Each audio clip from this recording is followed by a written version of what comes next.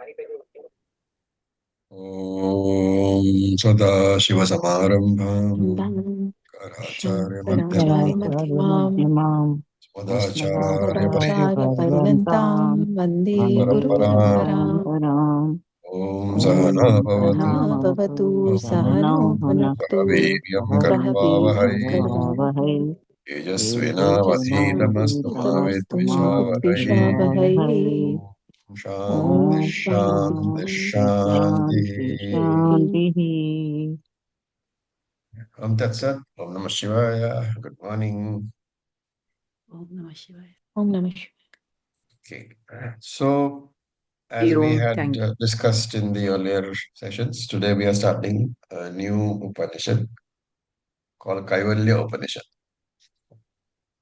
Now, originally, the Veda is supposed to have had more than 1,180 branches, and each branch had one Upanishad.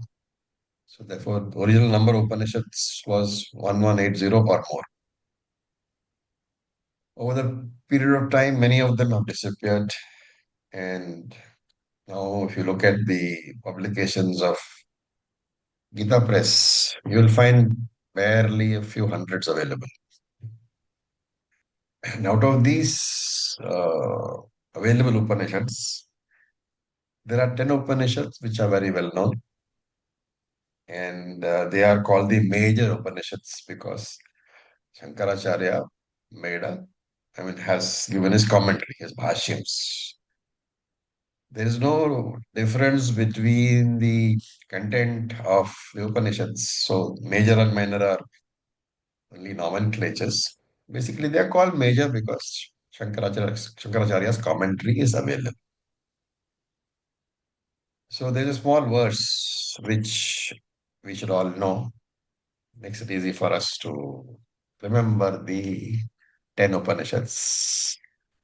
Ishakena katho prashna munda mandu ketaitrihi Aithreyam Aithreyam Chandogyam Brihadaranyakam Tatha. There are 10 Upanishads. And among these 10 Upanishads, the Kaivalya is not there.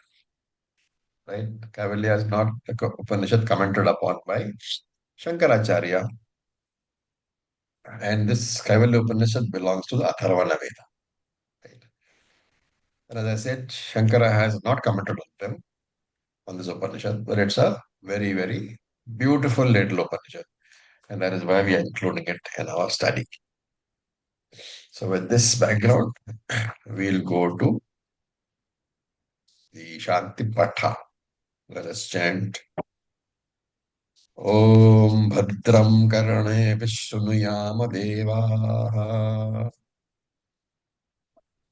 ॐ ॐ भद्रं भद्रं कर्णे कर्णेभिः शृणुयाम देवाः Bhadram Pashyema Akshabhir भद्रं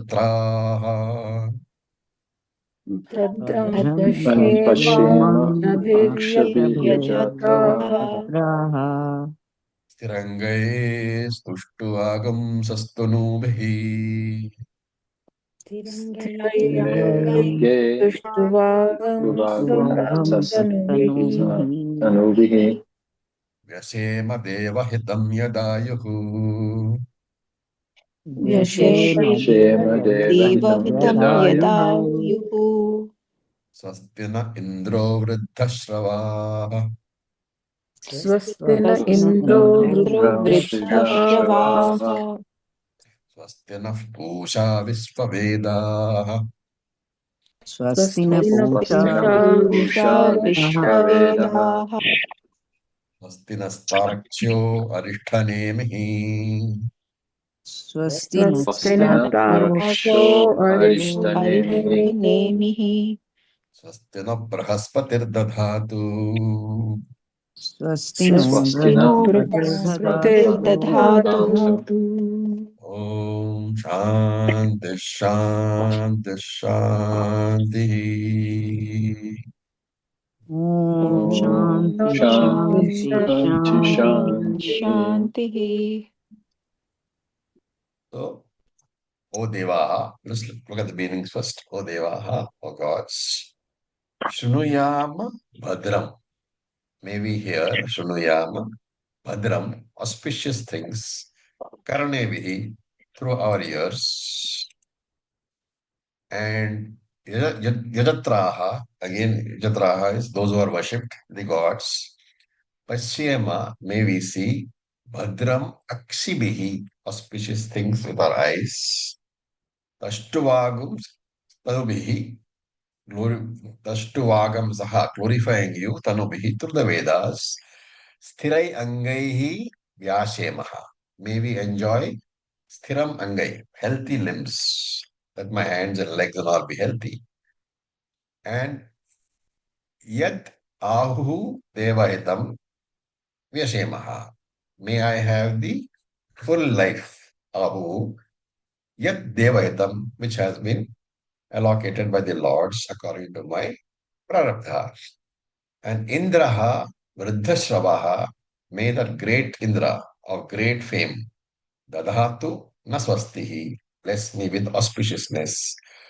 Vishwavedaha Pusha, may that omniscient Surya Devata, Naf Swastihi. So this is Nah, has to be read as Naf. Naha is me or us. Naha Swastihi, bless us with auspiciousness. Takshame Garuda. Taksham is Garuda. Garuda Arishtanemihi. Arishtanemihi means whose movements are not obstructed because this goes to the sky. Nafsvastihi, bless me with auspiciousness. Brahaspatihi, may Brahaspati, the preceptor of the gods, Naswastihi, bless me with auspiciousness. Om Shanti, Shanti, Shanti. Okay, so this we have seen before also. But to put it in short, the student is asking for a long and healthy life so that I can study and understand the Vedas, and therefore moksha prapti. I should be able to attain moksha. I'm also asking for fitness of the Sthula Shariram and Sukshma Shariram because the spiritual pursuit requires a very fit body and a very fit mind. The word Tanu here has to be translated as the Vedas. Therefore, the word study of Shastram, through this study of Shastram, may I understand the glory of the Lord. Because when I understand the glory of the Lord, and when I understand the Lord, what will I discover? I will discover that it is my glory only. And therefore, I'm asking for freedom from all obstacles in my study. So the freedom can be thought of as being permanent freedom if my prarabdha allows it. And if my prarabdha does not allow it, then this is pratibandha nivritti, removal of the obstacles for my study, at least during my classes. So this is the Shanti Pata. We are not doing in detail because we have done it earlier. Now we come to the beginning of Kaivalya Upanishad. So I will chant. You can chant with me. Athashvalayano Bhagavantam Parameshtinam अथाश्वलायनो भगवन्तं परमेष्ठिनम् परमेष्ठिनम् Upasametyovacha. Sama iti उपसमेत्युवाच uvacha. This is the introduction. Then the first mantra. Adihi Bhagavo Brahm Vidyam Varishtham अधिः भगवन् ब्रह्मविद्यां ब्रह्मविद्यां Brahmavidyam वरिष्ठाम् varishtham. Sada Sadbhihi Sevyamanam Nigudham सदा Sada सद्भिः सेव्यमानां सेव्यमानां निगूढाम् निगूढान् Godham.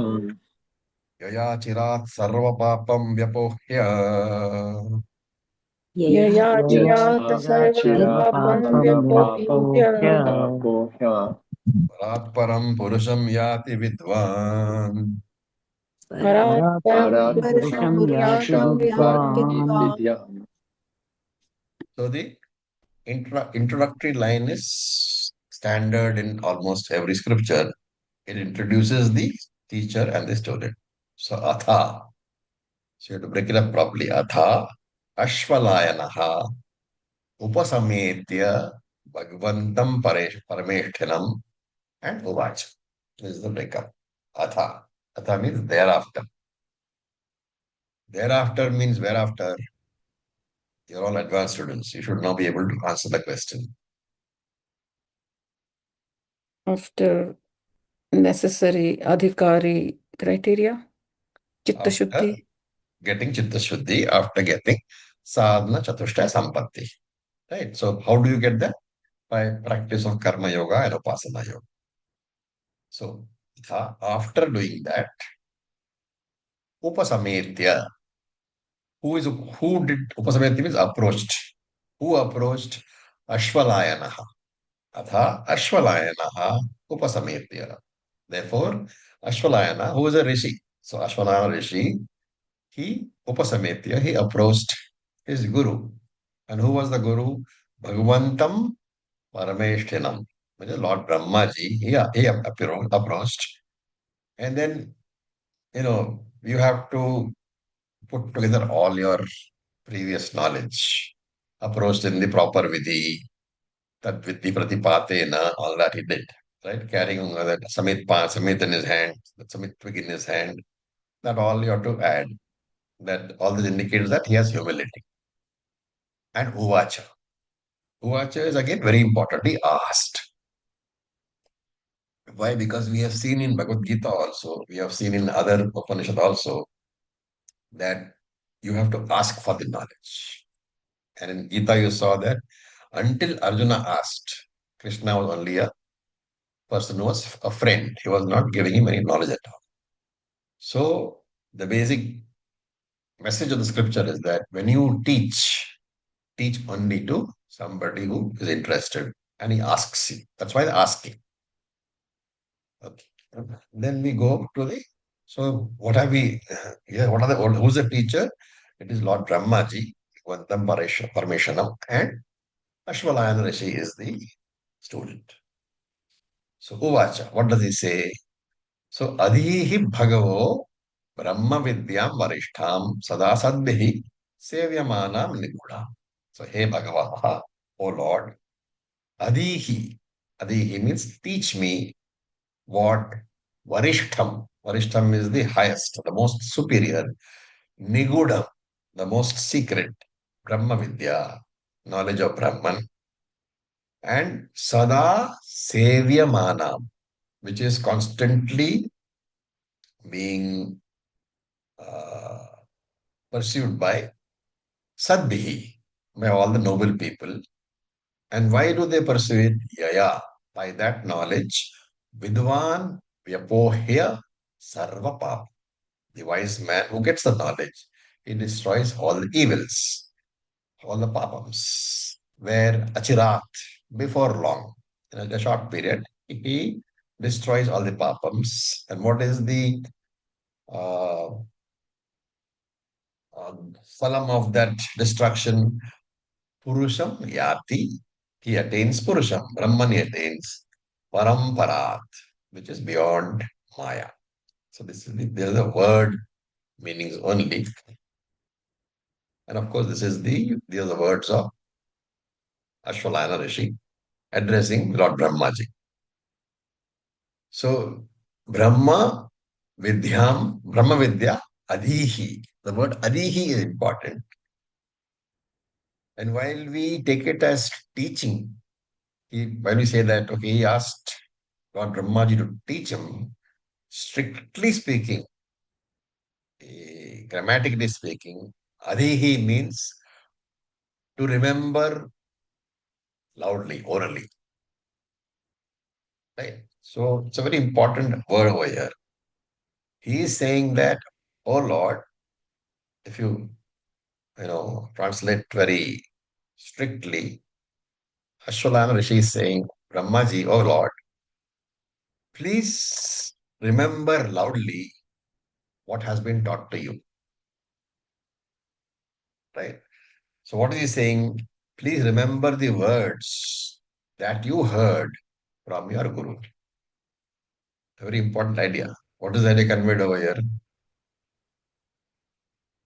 Shravanam. Sorry? Shravanam was the most thing, and Smriti is next. Parampara. Guru Parampara. Parampara. Parampara is being conveyed. So he is saying that, Lord Brahmaji, you have also been taught by your guru, and therefore just repeat those words because nobody can have a better understanding than his guru. So he's saying, you please repeat what your guru has taught. Right? So Adihi means remember loudly. So any teacher you ask, when you use the word Adihi, you are saying two things. One is that you are part of the parampara and therefore you are qualified because you have been taught. And if you are taught, then you are fit to teach. Right? And therefore I am here. And therefore, when you remember what your guru taught you, that is Shravanam for you, for me. And I will listen and I will learn. Okay. So very, very important ideas. We have, of course, seen all this in much greater detail elsewhere, but this is a very small, little, beautiful Upanishad. And you will find that it is very compressed knowledge. That's why we take it at this stage of our teaching because you are already exposed to Tattva, Prakarana Granthas, some Upanishads, Bhagavad Gita, and therefore everything is going to be given as a capsule. So this much is the request. Then is the glorification of the subject, Brahma Vidya.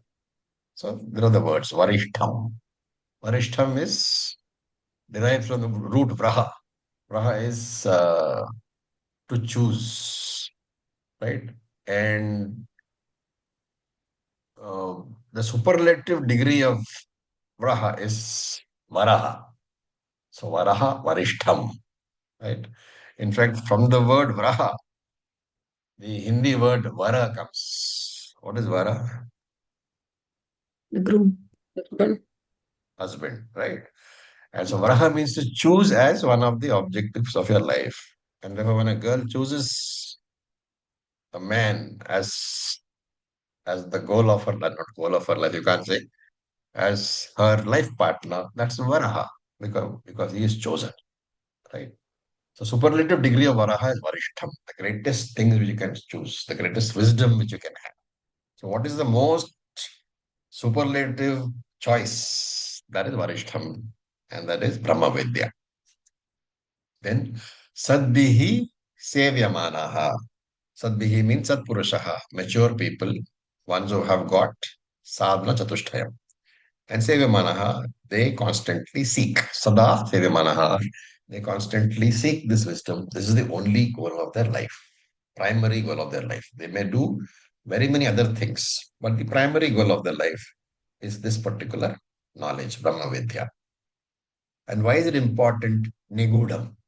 It is very, very secret, primarily because very few people want to know it. You can take it as known only to very few people and therefore a big secret. But you know what is the biggest secret? That which is lying in the open and in which only the people who understand its value are interested. So Nigodam, known only, understood only by very, very few people. In the old days, it was secret because the teaching itself was restricted. But now the teaching is available freely, and yet very, very few people come to the teaching, and therefore Nigoda. Then Yaya Sarva Papam Vyapohya. Vyapohya is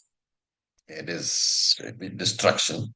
Sarva Papam, you have to add here. Sarva Papam Cha Punyam. It destroys all the Papam and the Punyam. Because until that is destroyed, what happens? Rebirth is still there. Therefore, Sarva Papam and Sarva Punyam Vyapohya. And when that is done, Vidwan Purusham Yati. This person attains the highest reality, which is Paratparam Purusha Brahman. Right? When you say attain, remember that it is not a travel, a physical travel, because the distance is caused by my ignorance. And what is now happening is that ignorance is destroyed. It's not that Brahman was not there. It's not that moksha was not there. But I did not know. And now I know. And therefore, figuratively, I have attained. So we call it praptasya praptihi, acquiring what has already been acquired. You don't know it is there. Therefore, it seems that it is not acquired. Parat param. So there are two paras in this, parat and para. Para. Parat para. The first para, parat, it refers to Maya. The second para refers to beyond, being beyond, right? So para, parat, beyond Maya, and therefore beyond nature, beyond matter, which is the consciousness principle, beyond Prakriti. What is beyond Prakriti? There are only two things in the universe, Prakriti and Purushaha, Maya and Brahman. What is beyond Maya is only Brahman. Who attains this? Vidwan.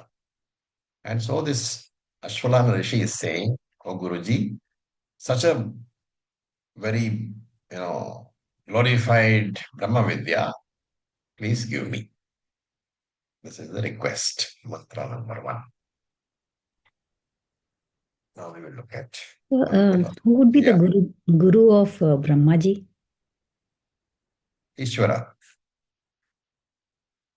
He was born, you should remember Mundaka, no? Brahmaji is first born, and Ishvara has given him the knowledge.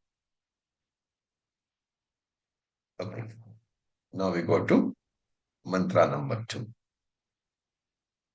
So, Tasmai Sahovacha. Tasmai Vai Vacha Sivacha Pitamahascha Pitamahascha Namascha Shraddha Bhakti Dhyana Yoga Dvehi. Shraddha Shraddha Bhakti Bhakti Dhyana Dhyana Yoga Yoga Dvehi. Devahi. So first look at the words. Saha Pitamaha Cha. Then Saha Pitamaha, that Brahmaji, Ha Uvacha Tasmai. Tasmai Uvacha. Said to him. So this is a reply. Avehi. Avehi means may you know. Know what? That Brahman which you're asking for, may you know. How will you know? Shraddha Bhakti Dhyana Yoga. By the sadhana of Shraddha, faith, Bhakti, devotion, Dhyana Yoga, meditation. So, Lord Brahmaji said this to Ashwalayana. Now, so this teaching is by main means of the Brahma Vidya sadhana, the disciplines needed for getting Brahma Vidya. And we can think of it as two. One is the Sakshat sadhana, the direct means. What is the direct means? Vedantic inquiry. Jnana Yogya Vedanta Vichara, which is what? Shravanam, Mananam, Nididhyasanam. So, Vedantic Shravanam, Mananam, Nididhyasanam. And we have seen the definition of Shravanam before. What is that? Consistent, systematic study of the scriptures for a length of time, sufficient length of time, under the guidance of a competent acharya. So each word is very important. Consistent, systematic study of Vedantic scriptures for a sufficient length of time under the guidance of a competent acharya. So, what is consistent study? You come regularly to class. It cannot be that you come one class, miss 4 classes, then come on to one class, miss 3 classes. That is not consistent. Systematic. What is systematic study? You start with the basics, the Prakarana Granthas, the basic Prakarana Grantha, Tattvabodha you start. Then you move to Bhagavad Gita. In the middle, you do various other Prakara Granthas. So many we have done, right? Atma Bodha, Drigdasha Viveka. All these will give us better idea of the Vedantic rules. And then it is for a sufficient length of time. Right. So systematic study of scriptures includes starting with Tattva Bodha, going through all the at least a fair amount of Prakarana Granthas, coming to Bhagavad Gita, coming to Upanishads, then coming to Brahmasutras, and then coming to Siddhi Granthas. So huge amount of work is there, and therefore consistent and systematic study, and for sufficient length of time, because all these texts are involved, there should be sufficient length of time. You cannot be like, I don't have too much time, so 3 months I've got. Can you teach me? That is not okay. You are talking about years of commitment. And especially here, since we are doing only twice or thrice a week, commitment will run into several years. If you are doing full time at some, Arsha Vidya or something, maybe 3 to 4 years. But here, since everybody has other things, so nobody can devote full time, we are talking about 10, 12, 15 years under the guidance of a competent Acharya. Acharya himself should have been taught. That is why the Adihi, he should have been taught. He should know that he is Brahman. Then only he is competent to teach. What does Shravanam give? Jnana, right? So remember that Jnanam, Atma Jnanam comes from Shravanam only. The other two activities are not Jnanam giving activities.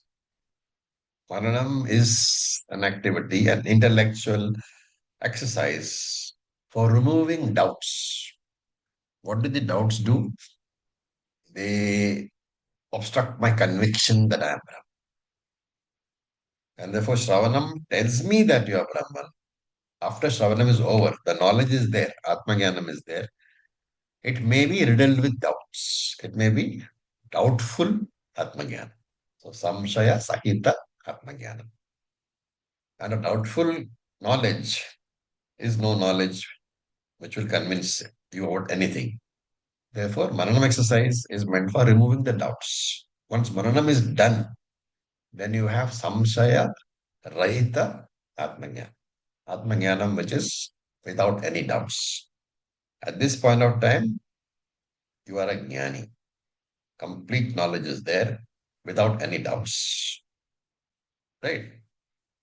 So, after Shravanam, most people are jnanis, but they are doubtful jnanis. They are jnanis who are doubting all the time whether I am jnani or not. After Maranam, you are a doubtless jnani. You know that I am a jnani.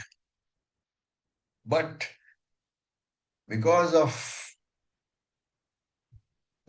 unhealthy thinking patterns, because of thousands of lives where thinking patterns, samskaras have been instilled in you, even though you doubtlessly know that you are a jnani, there will be unhealthy responses coming from the subconscious mind, right?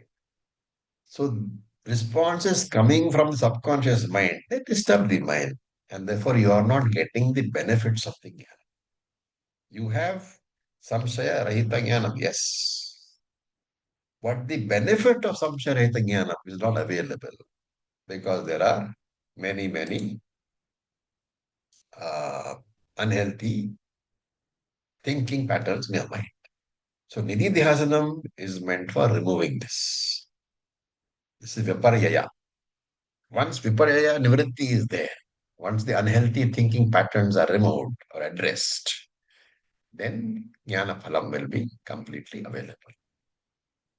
This is the direct means, Sakshat Sadhana. So now here he says Shraddha Bhakti Dhyana Yoga. Dhyana Yoga. Yoga means discipline. Okay, so you have to add that yoga everywhere. Shraddha Yoga, Bhakti Yoga, Dhyana Yoga. As in Bhagavad Gita, for example, each chapter had yoga, right? So yoga meant the chapter over there. Here it means discipline, the sadhana. So Shraddha sadhana, Bhakti sadhana, Dhyana sadhana. Three things are there. Now here, What does he mean by Shraddha Yoga? Shraddha Sadhana. It represents Shravanam, Mananam, Nididhyasanam. Because for Shravanam, you require what? Faith in the words of the Guru and Shastra, as we saw it, Tattva. Guru Shastra Vakyeshu, that faith is Shraddha. That is Shraddha. And Shraddha removes what? Shravanam removes what? Shravanam removes ignorance. So the Atma Jnanam you get, because right now you don't have Atma Jnanam. And Shravanam is over, that Atma Ajnanam is removed. Atma Ajnana Nivritti is, when that happens, you get Atma Jnanam. This Atma Jnanam could be full of doubts, may not be full of doubts, depending on, whether your Chitta Shuddhi is there. What is the level of Chitta Shuddhi? People who have a very advanced level of Chitta Shuddhi, they may find that Shravanam itself gives complete samshaya rahita jnana. It's rare, but it can happen.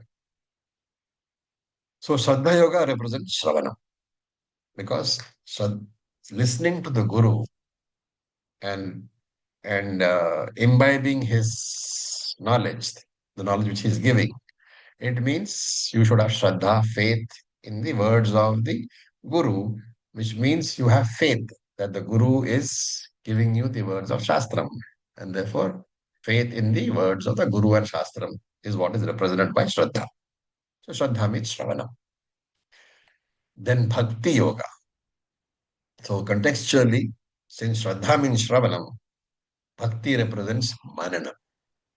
This is the contemplation on what I have heard and I ask myself the question, whatever I have heard, am I able to accept fully?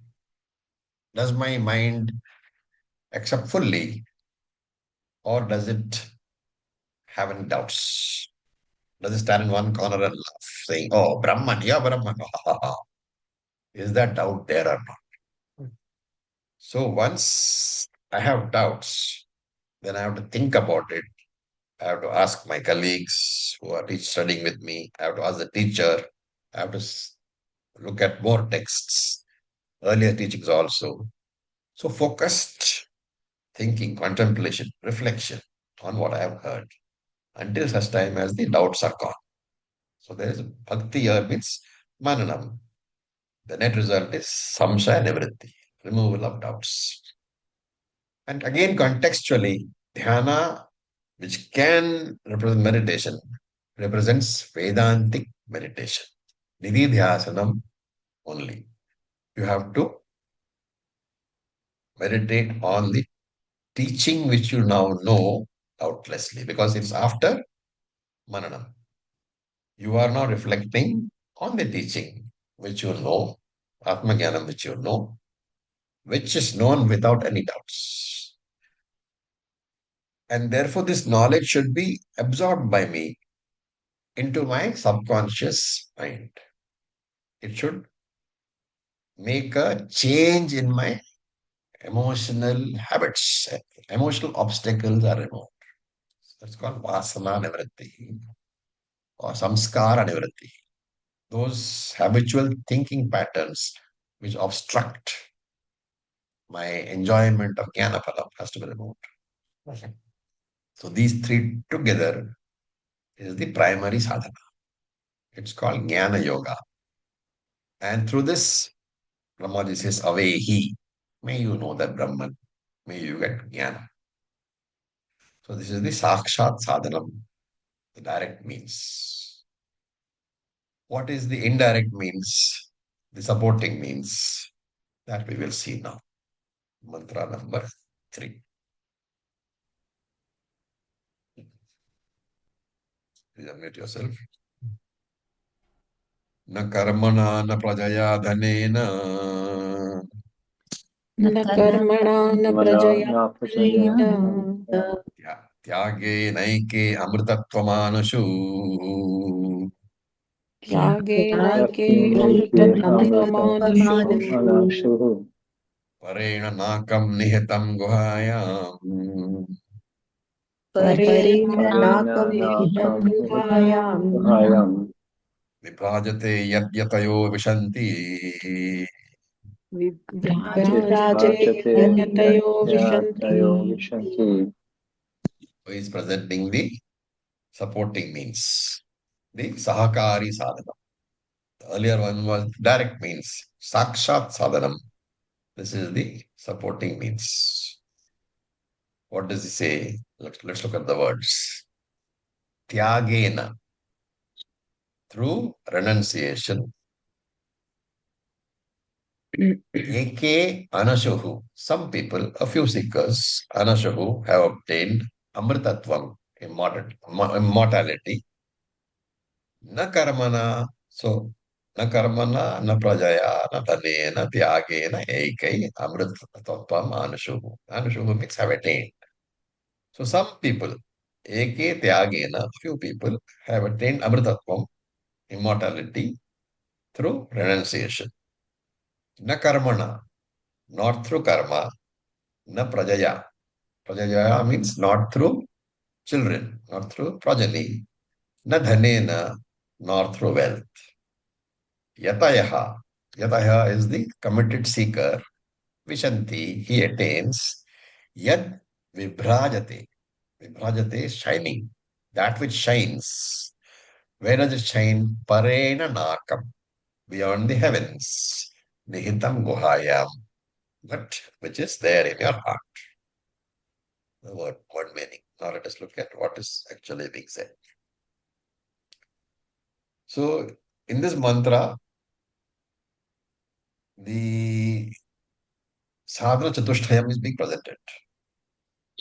And we all know by now that without sadhana chatushtayam, without the jnana yogyata conferred by these four disciplines, you may understand Vedanta. There will be information, but it will not transform you. Therefore, a person who has gone through Shravanam and Mananam and Nididhyasanam and is yet not getting the jnana phalam, what should we understand? There is a lack of sahakari sadhana. The supporting means is not complete. Jnana yogyata is not complete. So in this mantra, of course, the four qualifications, sadhana chatushtayam, are not mentioned specifically. Brahmaji is focusing on vairagya, on dispassion, freedom from emotional weakness or psychological weakness. And the word here is not vairagyam. The word here is tyagaha. Right? Tyagaha means sannyasaha. Sannyasaha means renunciation. Now, when we talk about sannyasa, we know that there are two types of sannyasa which we have talked about. What are they? All very important ideas which we should all know. In fact, that rather than say two types, we can say there are two stages, two steps in sannyasa. What are they?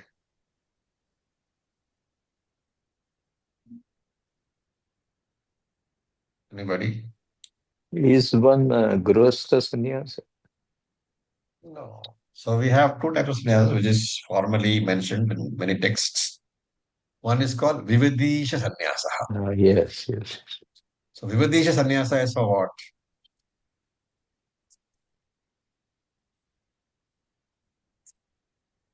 So Vividisha literally means with a desire to get knowledge.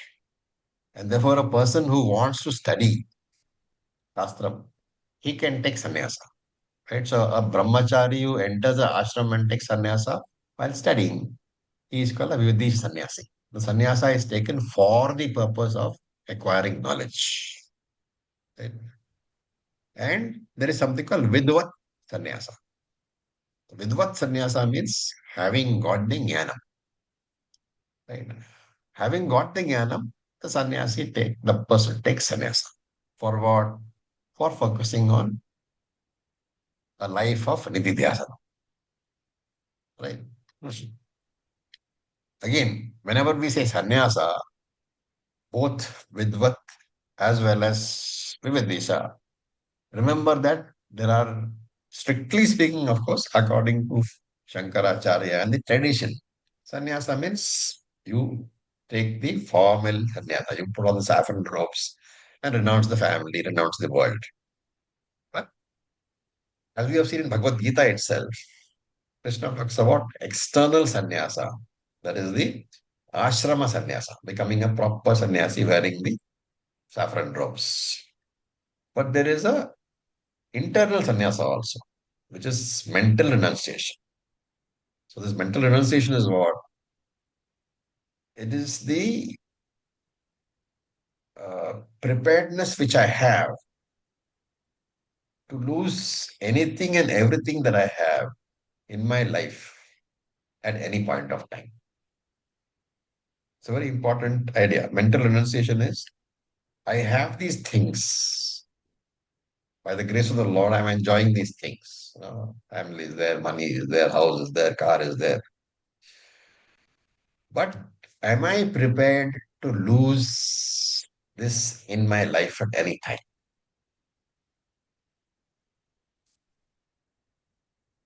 I often tell this story. I don't know if any of you have heard it. There is a sannyasi, right? He wants to cross the Ganges. And it's at a very broad place, so he has to take a boat. So a boatman comes by, and the sannyasi says, "Shall we cross?" So boatman says, "Of course, that's my job. You come and sit." So this sannyasi sits in the boat, and the boatman starts to cross the river. It's a very broad crossing. So after some time, the boatman says, "It's time for my lunch. So I will stop if you don't mind." Sannyasi says, "Of course, you can stop and have your lunch, and I will also have my lunch." Right. So the boatman takes out his clay pot in which some rice and dal is there, and he starts to eat. Sannyasi takes out what? He takes out a nice silver bowl in which there is some rice and dal, and he starts to eat. So after they finish eating, he sees the boatman smiling very broadly at him. So Sannyasi says, "Why are you smiling? What is the joke?" So what does the boatman say? "You are a sannyasi, some nyasa, one who has renounced everything. And look what you are having. You are having a silver ball in your hand. What kind of sannyasi are you?" Okay, so this is showing what that sannyasi should have physically renounced everything. And boatman says, "I have not renounced, of course, because I am a grihastha and I've got my clay pot. But you are a sannyasi. How can you have a very expensive pot in your hand?" Sannyasi smiles and says, "Okay." And he chucks the bowl into the river. And he says, "Now you chuck your clay pot into the river." Was the boatman able to do it? No. And therefore, this mental preparedness to lose whatever you have at any point of time, that is Antariya Sannyasa, mental sannyasa, internal renunciation. And that is more valuable than Bahya Sannyasa, than external renunciation. You can see around you, there are, in fact, especially if you go to Rishikesh and all, there are thousands of sannyasis who have a lot of money. They drive in expensive cars, they have, you know, I'm not saying they are not sannyasis, but are they prepared to lose it is the question you should ask. If that preparation is there, then he is the actual sannyas. That is what Krishna has said in Gita. So you don't actually need to lose anything. What is required is that you should be prepared to lose everything without your mind getting disturbed. The Upanishad doesn't tell you how to do it. But there are two methods. Again, we have discussed all this in Bhagavad Gita, okay? One method is Viveka. Viveka means that what? I am Atma, everything else is Anatma. Whatever is Anatma can never be affecting me at all because it is mithya. Therefore, that discrimination gives you the preparedness to lose anything that you have, including your house, your car, your family, everything, without any major disturbance of mind. Another is the devotional method. The first one is the jnani, the other one is the karma yogi. Second method is of karma yogi. What is that method? We have discussed several number of times. It is remember that I am a trustee. Whatever is given to me, my car, my house, my wife, my children, my relationships, my position, these are all temporary gifts given to me by Ishvara. For what reason? To make me understand the limitations of these gifts and therefore give me Chitta.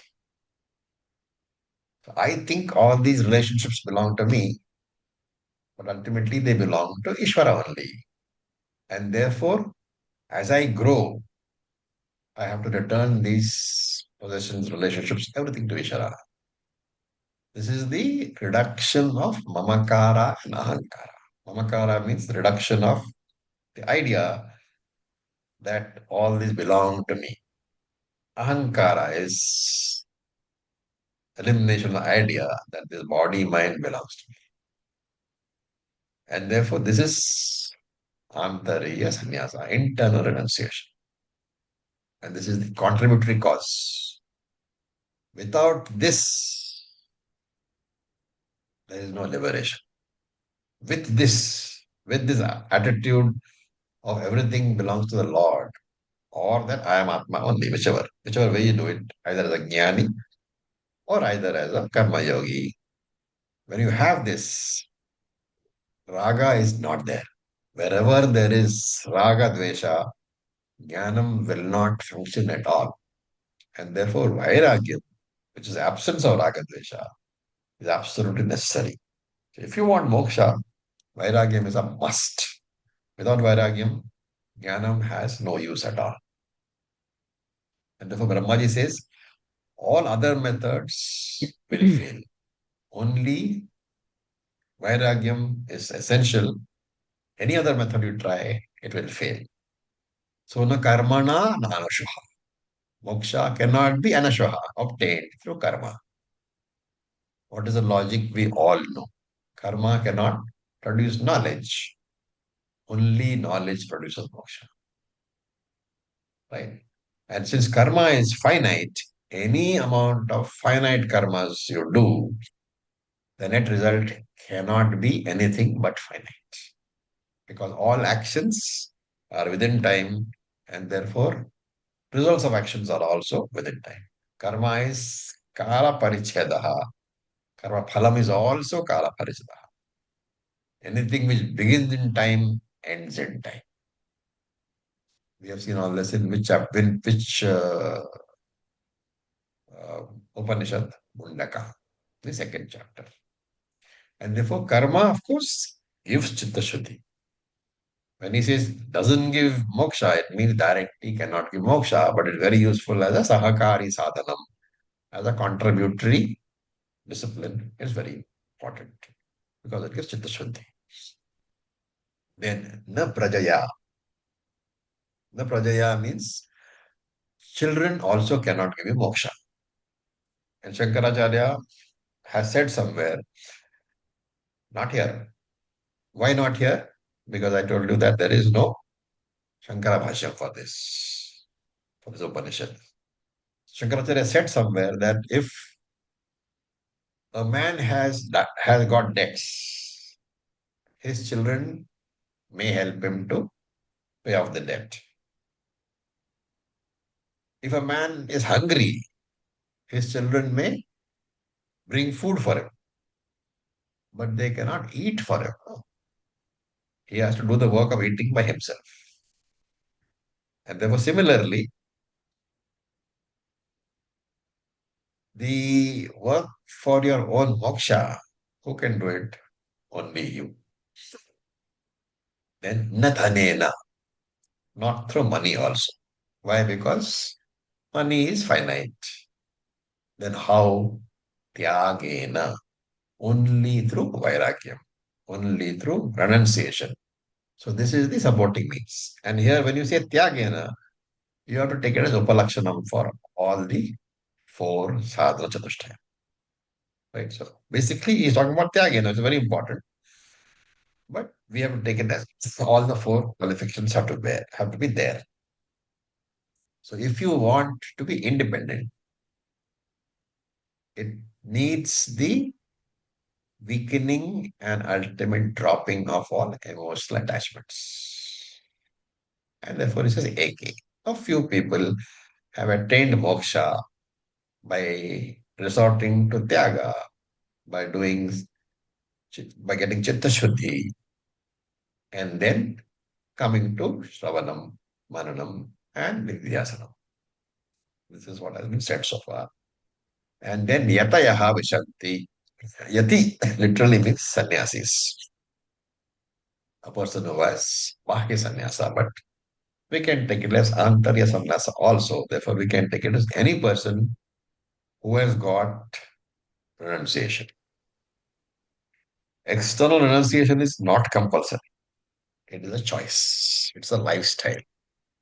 But internal renunciation is absolutely compulsory.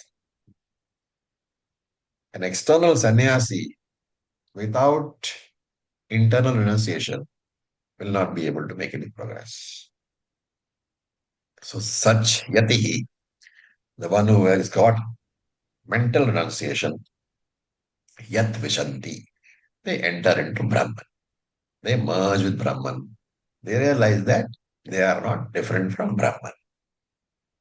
And parena kam. So nakam is a very nice word. Kam, kamaha. Kam means pleasure. Akam means no pleasure. Right? Na akam. So akam means no pleasure, can also be taken to mean as pain. Because kam means pleasure, akam means no pleasure, meaning pain, where there is pain. And na akam means where there is no akam, where there is no pain. So na akam is a place where there is no pain, where only pleasure is there. And Shastra says that in Swarga, you will find that there is pure pleasure unmixed with pain. Right? So the Nakam here means Swarga or Brahmaloka. So Parena Nakam merges into Brahman, and Brahman who is there and found in Swarga Lokaha. And also Nihita Guhya. Guha means the cave of the heart. Guha is a cave. It has to be a cave of the heart. So this Brahman, you will find him in your heart. In what form? In the form of Sakshi Chaitanya. The heart is called cave, Guha, because normally a cave is dark. And the heart is the golakam for what?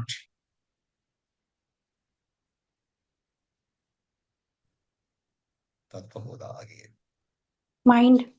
The mind. And therefore the cave is dark because the mind is dark with ignorance.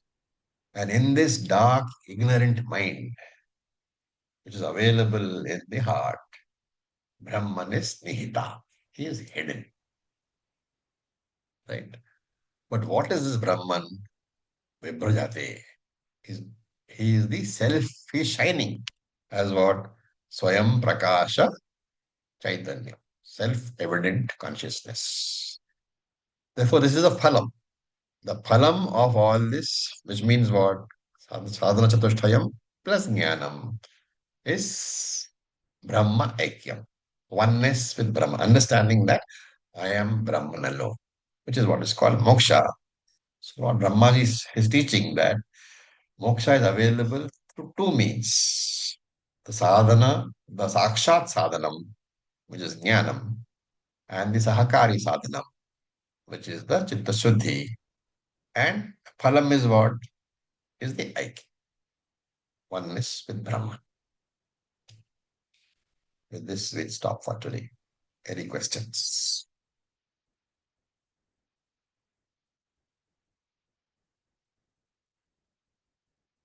So we are not, as you may have noticed, I'm not uh, going to details. I simply say Sadh Chatushtayam and hope that you will recall all the earlier teachings. Because you can expand this also into a 50-week program. Any text can be expanded by sufficient explanation into a much longer text. But I am working with the assumption that all of you all are more than qualified now in terms of jnanam. So explanations will be just very short, very, very pungent, just to recall what is being said. I hope that is okay with you. If you have any particular issue at any point of time, you only have to ask. Hari Om, may I ask a question, please? Yes, Ajni. When you're saying that Tyaga Sorry. is, Binaji, not yeah, mistaken. when Yeah. that's fine. Name doesn't matter. Names and all doesn't matter. So anyway, when you say that Tyaga is very important, but before Tyaga, like we reach to that level by karma, bhakti, and gyan, right? So I don't know whether gyan come first or karma come first or bhakti come, or they all come together to renounce the word mentally. No. You have to have karma first to get rid Mm-hmm. of what is known as mala, which is your negative thoughts, negative feelings. Mm-hmm. Then, once the mind is cleared of negative influences, then you do bhakti, which is meditation and whatnot, upasana, to focus the mind. So, Yes. two things are achieved. One is you achieve the clearance of negative thinking, and second is you achieve the focus of the mind. Those two taken together are called Chitta Shuddhi. Okay. After that, during the Chitta Shuddhi, Vairagyam develops. Because you can't have Chitta Shuddhi as long as Raga is there. So during the process of Chitta Shuddhi, with Karma Yoga and Upasana, Vairagyam will develop. That Vairagyam is what is referred to here as Tyaga. Okay. It can be, formal sannyasa, it can be informal, mental sannyasa also. Yeah. But mental sannyasa is more important whether it is formal or informal, because if you're not mentally renounced, you doesn't matter Correct. if I whatever. Yeah. Thank you Yeah, so much, love. your formal renunciation is of absolutely no use. You know, you can be sitting on top of the Mount Everest in orange robes and thinking about McDonald. And that's Yeah. so If sitting formal at home we sannyasa is not. cannot get vairagya, like the way say, are you prepared to leave everything? It's such a good Yes. question to challenge yourself at every moment. Am I ready to give up? And I haven't attended your classes like because of the timing. So I especially made alarm at 8 o'clock because the time is changed here 1 hour. So I missed yesterday. So I will try to go back to your recording because it's very deep subject. You don't know at what point at what point or what word will make you open up yourself to the another level. Thank you so much. All right. Hari Om. Om. ॐ पूर्णमदः पूर्णमिदं पूर्णात् पूर्णमुदच्यते पूर्णस्य पूर्णमादाय पूर्णमेवावशिष्यते Shishyate. ॐ शान्ति Shanti, शान्ति shanti, शान्तिः shanti. Om Tat Sat, Om Namah Shivaya. Thank you for your patience. Om Om Thank Om. you, Raviji. Om Om Namah Shivaya, Shivaya. thank Thank you. you. Thank you.